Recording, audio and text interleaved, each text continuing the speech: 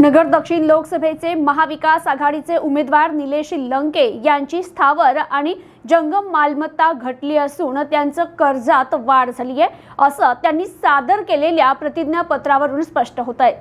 लोकसभा निवडणुकीमध्ये महाविकास आघाडीचे उमेदवार निलेश लंके यांची सन 2019च्या तुलनेत स्थावर आणि जंगम मालमत्ता घटली असून त्यांचे कर्जही वाढले आहे। राजकीय क्षेत्रातील व्यक्तींच्या मालमत्तेत 5 वर्षाच्या कालावधीत प्रचंड वाढ होत असताना निलेश लंके यांच्या मालमत्तेत घट झाल्याचं त्यांनी उमेदवारी अर्ज दाखल करताना सादर केलेल्या प्रतिज्ञापत्रावरून दिसून येत आहे।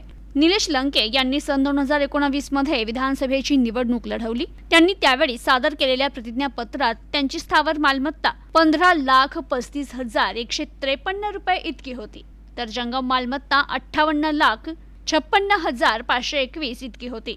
सन 2019 मध्ये त्यांच्यावर 32,28,989 रुपयांचं कर्ज होतं।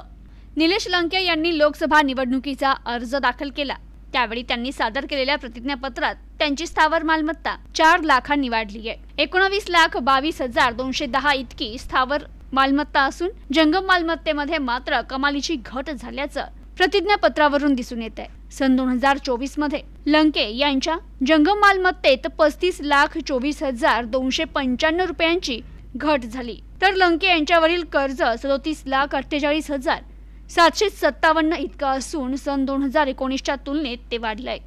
Bureau report, news today 24, Ahmednagar.